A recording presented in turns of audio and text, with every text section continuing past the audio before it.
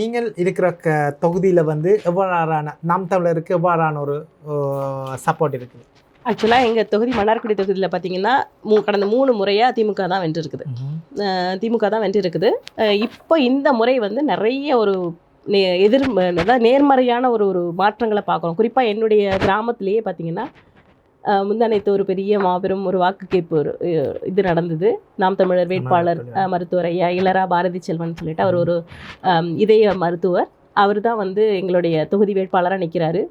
இந்த தடவை வந்து அவருக்கு நிறைய ஆதரவு பெருகி இருக்குன்னு சொல்லலாம் நாங்கள் பார்த்த வரைக்குமே. ஏன்னா இப்போ மக்கள் வந்து முன்னாடி தான் அவங்களுக்கு தெரியாது, நியூஸ் பேப்பர் படித்தாதான் என்ன நியூஸ்ன்னு தெரியணும், அவங்க நியூஸ் பேப்பர்காரங்க என்ன போடுறாங்களோ அதுதான் நியூஸ். ஆனால் இப்போ எல்லாமே கையில் வந்துருச்சு. எது எங்கே நடக்குது, யார் என்ன பேசுகிறாங்க, யார் என்ன பண்ணுறாங்கங்கிறத எல்லா வீடியோவோ காணொலியோ எல்லாம் பார்த்துட்டே இருக்கிறாங்க. அப்போ ஓரளவு விழிப்புணர்வு அடைஞ்சிருக்கிறாங்க. அப்போ இவங்க வந்து இந்த தடவை வந்து திராவிடத்தை ரெண்டுமே வேண்டாம், 2 திராவிட கட்சிகளுமே வேணாம் அப்படின்னு சொல்லி ஒதுக்கி வைக்கிறாங்க. அப்போ மாற்ற தேடும் பொழுது அவங்களுக்கு பார்த்தீங்கன்னா டிவிகேவும் நிற்கிது, என்டிகேவும் நிற்கிது. இப்போ டிவிகேங்கிறது பார்த்தீங்கன்னா ஒரு நடிகரோட கட்சி. அவர் வந்து இப்போ 10 தொகுதிக்கு தான் போயிருக்கிறாராம். 234 தொகுதியில் 10 தொகுதி ஒரு தொகுதிக்கு போயிட்டு 10 நாள் ஓய்வு எடுத்துக்கிறாராம். அந்த மாதிரி இன்னும் அரசியல் புரிதல் இல்லை, அரசியல் படுத்தப்படாத கூட்டம் அவருக்கு பின்னாடி நிற்கிது. ஃபுல்லாக வந்து ஒரு நடிகர் அப்படிங்கிற ஒரு மாயத்தில் தான் நிற்கிது. தமிழ் தேசியம் இந்த தடவை வீரியம் அடைஞ்சிட்டு வருது. அந்த வீரியத்தை குறைக்கணும், அந்த வீரியத்தை மட்டுப்படுத்தணும், எந்த காலத்துலேயும் தமிழர்கள் அரியணை ஏறிடக்கூடாது அப்படிங்கிறதுக்காக நிறுத்தப்பட்ட ஒரு ஆளாக தான் நான் டிவிகேவை பார்க்குறேன். மற்றபடி ஏடிஎம்கேக்கும் டிஎம்கேக்கும் எந்த மாற்றாவும் இல்லை. அவங்க 1000, இவங்க 2000, இவர் 2500. எப்படி இந்த மாற்று? எந்த மாற்றுமே இல்லை. இவங்க பிரிட்ஜு, அவர் 8000 டோக்கன், இவர் 4 சிலிண்டரு. என்ன மாற்று? ஒரே ஒரு லைன் தான். இவங்களும் டாஸ்மார்க் மூடுவோம் பற்றி பேசலை, அவங்களும் பேசலை, விஜயும் பேசலை. என்ன மாற்று? ஆனால் டிவிகேக்கு தான் கூடுதலான ஊடகங்கள் இளைஞர் வந்து டிவிகேக்கு தான் கூடுதல் சப்போர்ட்டாக வருது. ஊடகங்கள் காட்டுது. அதே மாதிரி இப்போ படித்து முடித்து இன்னொரு ஒரு மிகப்பெரிய ஒரு விஷயம், இப்போ விஜய் வந்ததால் நிறைய அட்வான்டேஜ் இருக்குன்னு சொல்லலாம். பார்த்தீங்கன்னா எப்படி வந்து தமிழ்நாட்டை இளைஞர்கள் சுத்தமாக அரசியல் அறிவே இல்லாமல் இருக்கிறாங்க. ஏன்னா அரசியல் ஒரு சாக்கடை, அரசியலை வேண்டாம், அரசியல் உனக்கு வேண்டான்னு சொல்லி சொல்லி சொல்லி சொல்லி அரசியலுக்கும் மக்களையும் பிரித்து வச்சு, குறிப்பாக வளரும் இளம் தலைமுறைக்கு எந்த புரிதலும் கிடையாது, அரசியலை பற்றி எந்த அறிவுமே கொடுக்காம பிரித்து வச்சு இலவச டிவியை கொடுத்து 24 மணி நேரமும் இந்த அவார்டு, பிக் பாஸ், அது சீரியல், இது அதுன்னு என்டர்டைன்மெண்ட்லேயே வாழ வச்சு ஒரு தலைமுறையை உருவாக்கி விட்டதோட விளைவை வெளியில் கொண்டு வந்தவர். அந்த பெருமை வந்து டிவிகேக்கு தான் சாரும். அவர் வெளியில் வந்ததுக்கு அப்புறம் தான் தமிழ்நாட்டில் இவ்வளோ பேர் இப்படி இருக்கிறாங்களா, இதுக்கு என்ன காரணம்னு சொல்லி பின்னோக்கி போனால் திமுக ஆட்சிக்கு வந்த உடனேயே எல்லா கல்லூரிகள்லேயும் இருந்த அந்த அரசியலுக்கான ஒரு மாணவர்கள் அணியல் எல்லாமே கலைச்சிட்டாங்க. கல்லூரியில் அரசியல் பேசக்கூடாது. இப்போ கல்லூரியில் எலெக்ஷன் நடந்துச்சு. கல்லூரியில் எலெக்ஷன் நடந்து அந்த மாணவர்கள் அங்கே இருக்கிற பிரச்சனைகளுக்கெல்லாம் இந்த மாதிரி அரசியல் மாதிரி ஒரு அமைப்பு ஒவ்வொரு கல்லூரியிலும் இருந்துச்சு. ஆனால் அரசியல்வாதத்துக்கு வந்த உடனே அவங்க ஆட்சிக்கு வந்து அவங்க மொழி போராட்டம், மொழி பிரச்சனையை வந்து வேறு யாரோ பண்ணத்தை எடுத்து அவங்க ஆட்சிக்கு வந்தவங்க தான் திமுக. அப்படி வந்துட்டு அவங்க பண்ண முதல் வேலை இதே மாதிரி நாளைக்கு மாணவர்கள் கிளர்ச்சியிட்டு எழுந்தால் நம்ம ஆட்சிக்கு ஆபத்துன்னு சொல்லி அந்த அரசியலை வந்து கல்லூரிகளிலிருந்து எல்லாத்துலேருந்தும் அந்த எலெக்ஷன் எல்லாம் ஃபுல்லாக பேன் பண்ணாங்க. நீங்கள் படி, அது போதும், அரசியல் வேணான்னு. அதோட விளை நாங்கள் பண்ணுறோம் அரசியல், நாங்கள் பண்ணுறோம் ஊழல், நாங்கள் பண்ணுறோம் எல்லாம்னு சொல்லி அவங்க எல்லாமே பண்ணினாங்க. எவ்வளவு முடியுமோ அவ்வளவுக்கு முடிஞ்ச அளவுக்கு சதைச்சு மலையை வெட்டி எல்லாத்தையும் ஒன்று ஊழல் ஊழல் ஊழல் ஊழல் ஊழல் லஞ்சம் லஞ்சம் லஞ்சம் இப்படி வந்து மாற்றி வச்சுருக்காங்க. சொல்லப்போனால் வெளியிலேருந்து பார்க்குற எங்களுக்கு தான் தெரியுது, வெளிநாட்டில் வாழ்கிற நாங்களாம் ஏன் வந்து இவ்வளோ ஆற்றாமையும் இயலாமையோடும் பேசுகிறோம் அப்படிங்கிறது வெளியிலேருந்து எங்களுக்கு பார்க்குறப்ப தான் தெரியும். அதுக்குள்ளேயே இருக்கிறவங்களுக்கு வந்து அவ்வளவு புரியுதான்னு அன்றாடத்துக்கே அவங்கள வந்து போராட வச்சுருக்காங்க, அடிப்படைக்கே போராட வச்சுருக்காங்க. நான் வந்து 10 வருஷம் சென்னையில் இருந்தேன். நான் இருந்தது ஒரு தொழில்நுட்ப பூங்காவில் தான் எங்கள் வீடு இருந்தது. ஆனால் தண்ணி குடிக்கிறதுலேருந்து கழுவுறதுலேருந்து எல்லாத்துக்கும் லாரி தண்ணி தான் வாங்கி ஊற்றணும். அதே மாதிரி நாங்கள் பயன்படுத்துகிற அந்த கழிவு நேரெல்லாம் போய் ஒரு தொட்டியில் சேகரிக்கும், ஒரு லாரி வச்சு தான் அந்த தொட்டி எடுக்கணும். அதோட வந்து இப்போ நீங்கள் ஊடகத்தில் வெளிநாட்டிலேருந்து பார்க்குற நமக்கு ஊடகத்தில் காட்டுறது தான் பெருசாக தெரியும். அவங்கள்ட்ட ஒரு நாளைக்கு காலையிலேருந்து சாயந்தரம் வரைக்கும் லைவ் பண்ணுறதுக்கு 10 லட்சமா பெரிய ஊடகங்களுக்கெல்லாம். அந்த மாதிரி கொடுத்து தான் அவங்களுடைய செய்திகளை அவங்க வெளியில் காட்டுறாங்க. நாம் தமிழருக்கு எந்த காலத்துலையும் ஊடகத்தோட சப்போர்ட் கிடைச்சதே கிடையாது. அவர்களே உருவாக்கி அவர்களே வந்து யூடியூப்ல போட்டு பேசி தான் இந்த இடத்துக்கு வந்திருக்காங்க. எந்த ஒரு பெரிய ஊடகத்துலையுமே காட்டவே மாட்டாங்க. நீங்கள் இப்போ எங்கள் மருத்துவர் ஐயா வந்து கிராமங்களுக்கெல்லாம் போகும்போது கூட நிறைய பேர் சொன்னது தான், ஏன் டிவியில் அவரோட பேச்செல்லாம் வர மாட்டேது, ஃபோனில் தான் பார்க்குறோம் அப்படின்னு சொன்னாங்க. ஏன்னா அதுதான் நல்ல. இப்போ விஜய் காட்டுறாங்கன்னா விஜய்க்கு வந்து பின்னாடி எதுக்காக இறக்கி விட்டுருக்குறாங்கங்கிற ஆளுங்களும் சப்போர்ட் பண்ணுவாங்க. அவர்கிட்டையும் பணம் இருக்குது, பணம் கொடுக்குறாரு, அதனால காமிக்கிறாங்க. அப்போ உங்களுக்கு பெருசாக தெரியுது. அடுத்தது கேள்வி, இப்போ வந்து அண்மையில் நீங்கள் பார்த்தினாங்க நாம் தமிழருக்கு ஆதரவாக சில நிகழ்வுகள் எங்கள் நடத்தி ஒரு நிதி பங்களிப்பு ஈழத்தமிழர்களால் நடந்தது. அதுவும் தமிழ்நாட்டு மக்களும் ஆதரித்தவர்கள், தனியாக ஈழத்தமிழ் மட்டும் இல்லை. ஸோ அந்த நிதி பங்களிப்பு வந்து சில பேருக்கு சில மக்களுக்கு புரியாமல் இருக்கலாம், அங்கே போய் சேர்ந்ததா அதுக்கானதுங்க. அதுக்கு எதிர்காலத்தில் அந்த நிதி பங்களிப்பானது அங்கே சேர்ந்ததான்றதுக்கான ஒரு செயற்பாடு இருக்குதா? நிச்சயமா. இந்த தடவையே நாங்கள் வந்து எதுக்காக இவ்வளோ நாள் வெளிப்படையாக ஆதரிக்காமல் இந்த தடவை வந்து ஆதரிக்கிறோம்னா, ஆதரிக்க வேண்டிய ஒரு நிர்பந்தமான ஒரு நிலையில் நிற்கிறோம் இப்போயா. அதனால தான் வந்து பார்த்திங்கன்னா எல்லாருமே இப்போ இன்ஸ்டாகிராமில் ஒரு மிகப்பெரிய பாடல் வைரல் ஆச்சு, பார்க்கும் பார்வை பரவ பார்வைன்னு சொல்லிட்டு. இன்ஸ்டாகிராமில் பார்த்தீங்கன்னா படித்த அத்தனை டாக்டர், என்ஜினியர், வக்கீல் அத்தனை பேரும் அண்ணனோட பாட்டை போட்டு அவங்க பெரிய ட்ரெண்டு 2 நாள் ஒரு வைரலாக போச்சு. அப்போ என்னென்னா இந்த தடவை எல்லா இது காலத்தின் கட்டாயம்னு சொல்லலாம். நாம் தமிழரை, தமிழ் தேசியத்தை ஆதரிக்க வேண்டியது தமிழ் தேசிய உணர்வாளர்களோட காலத்தின் கட்டாயம். அதனால தான் எல்லாருமே நீங்கள் பார்த்தீங்கன்னா தமிழ் தேசியத்தோட பேராசான்னு சொல்லக்கூடிய மணியரசன் ஐயாவே வந்து வெளிப்படையாக வந்து அறிவிச்சார் நாம் தமிழர் கட்சிக்கு ஆதரவு. இப்போ அதுக்கு பிரச்சாரமுமே செய்துக்கிட்டு இருக்காரு. ஓகே. அதே மாதிரி இப்போ அண்மையில் தொடங்கப்பட்ட நாட்னா வட அமெரிக்க சங்கம், அதுவுமே வந்து முதல் மாநாட்டை நடத்தியிருக்காங்க. அதுலேயுமே வந்து நாம் தமிழர் கட்சிக்கு ஆதரவு அளிக்கிற மாதிரி அவங்க வந்து தீர்மானம், தமிழ் தேசியத்துக்கு ஆதரவு அளிக்கிறதுக்கு நாம் தமிழர் கட்சிக்கு ஆதரவு அளிக்கணும்னு சொல்லி தீர்மானம் நிறைவேற்றிருக்காங்க. இப்போ உலக தமிழர்கள் அனைவருமே, தமிழ் தேசியத்தை உண்மையாக நேசிக்கிற அனைவருமே ஆதரவுள்ள நிலையில் இருக்கிறாங்க. அதனால தான் நானுமே இந்த தடவை வந்து எப்படியாவது ஏதாவது ஒரு மாற்றம் கொண்டு வரணும், மாற்றம் நடக்கணும்னா எல்லாருமே களத்தில் இறங்கி தான் ஆகணும் அப்படிங்கிறதுனால தான் வெளிப்படையாக இந்த தடவை வந்து இறங்கி அப்போ தான் வந்து மொய் விருந்து விழா நடத்தணும்.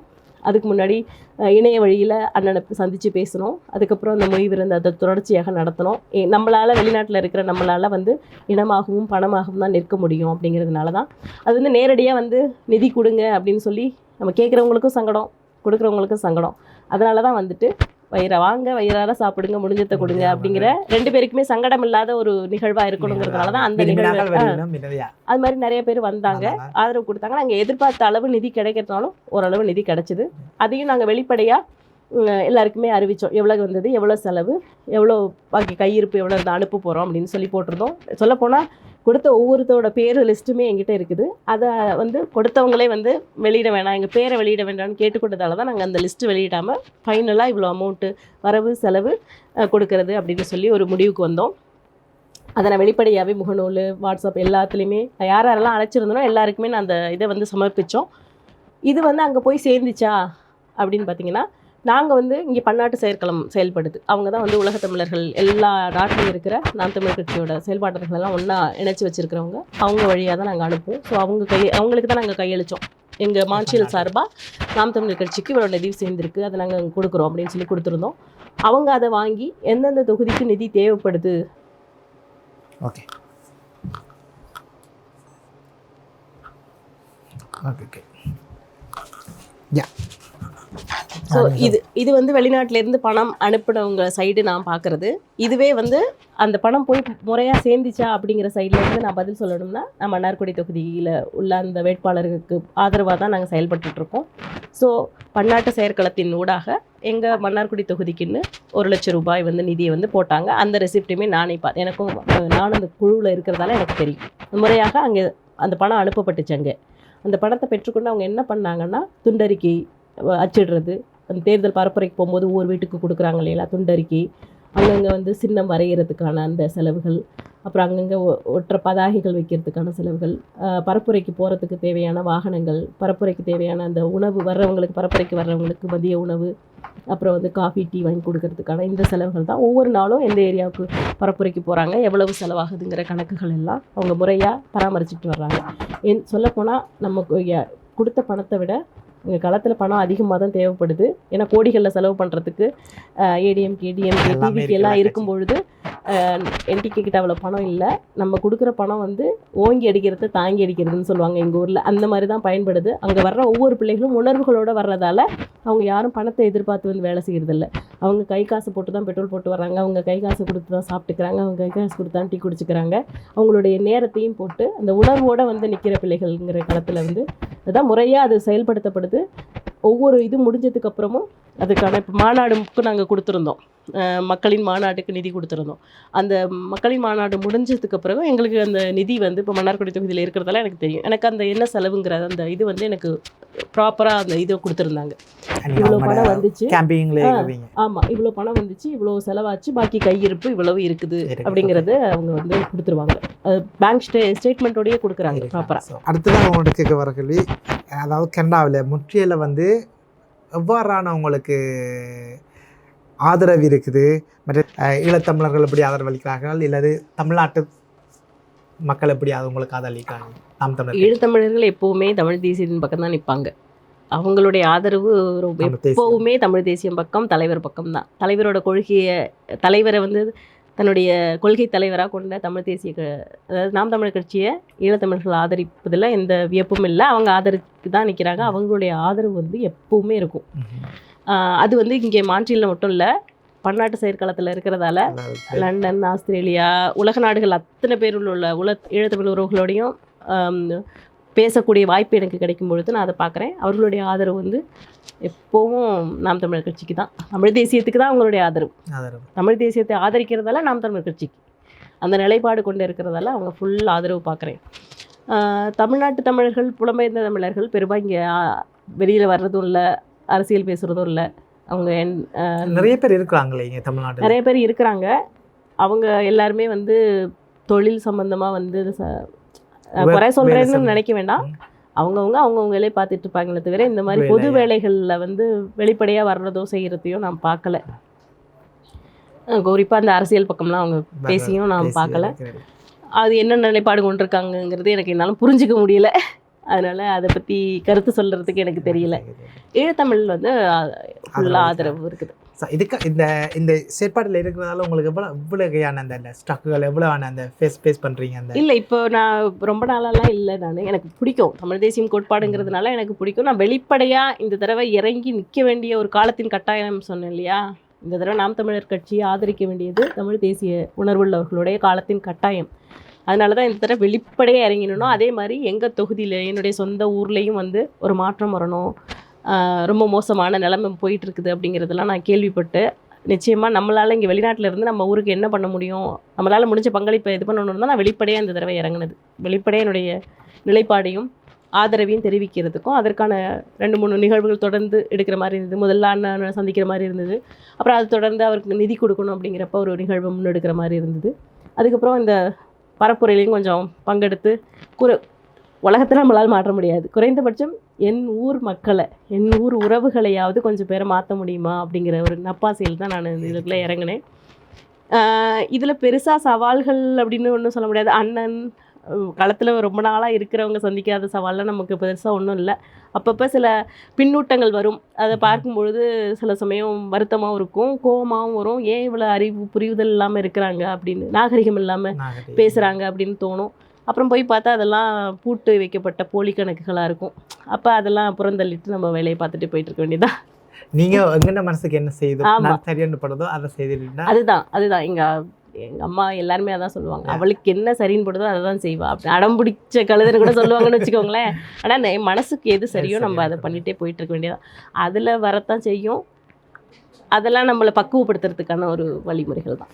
வாழ்த்துக்கள். உங்களோட நாம் தமிழர் கட்சியினோட பயணித்து அது ஒரு வெற்றி பாதைக்கு கொண்டு போய் செல்றதுக்கு நீங்கள் ஒரு பங்கு பெறுவீங்க. அதுக்கு நாம் தமிழர்கள் கட்சி வெற்றி பெற சரியான வாழ்த்துக்கள்.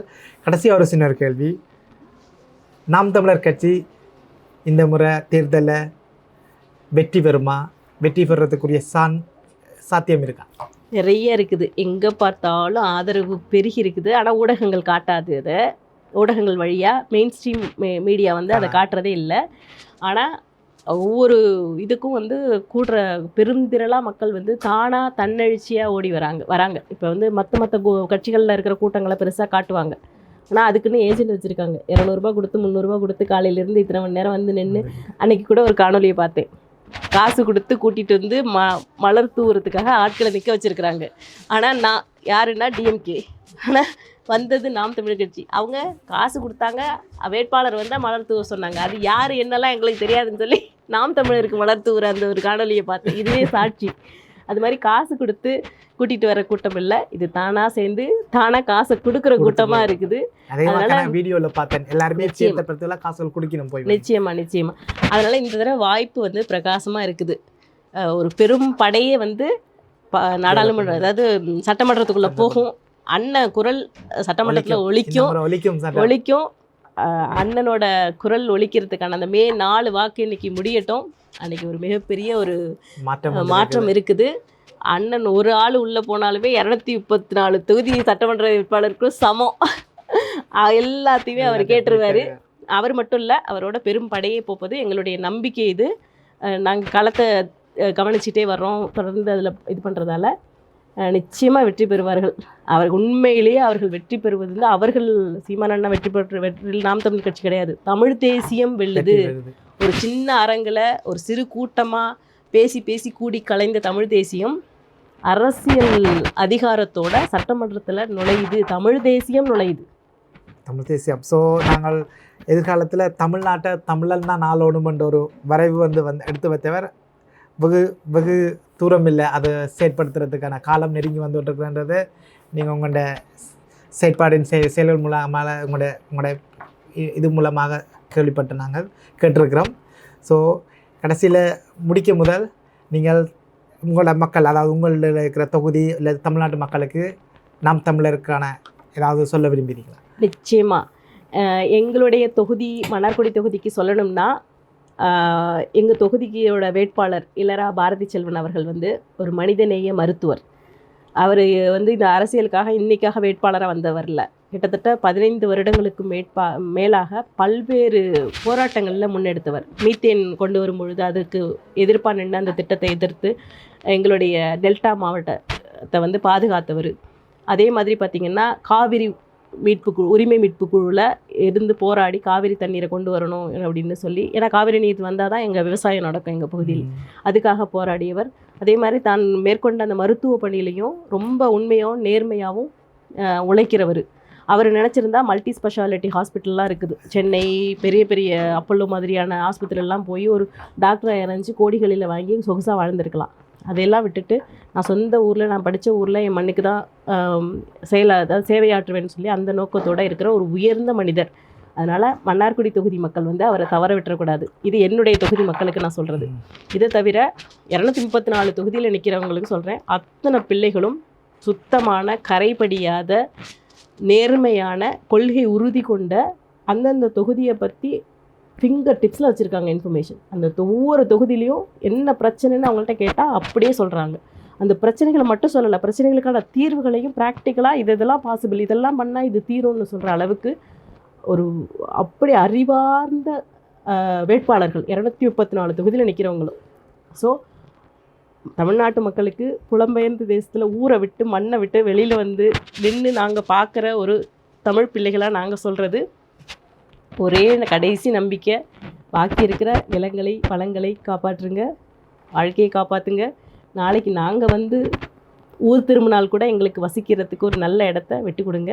தவறாமல் விவசாயிக்கு வாக்களிங்க. நன்றி. உங்களோட டைமை எங்களுக்கு ஒதுக்கி இந்த இந்த ஒரு இன்டர்வியூ எங்களுக்கு தந்ததுக்கு மிகப்பெரிய நன்றி.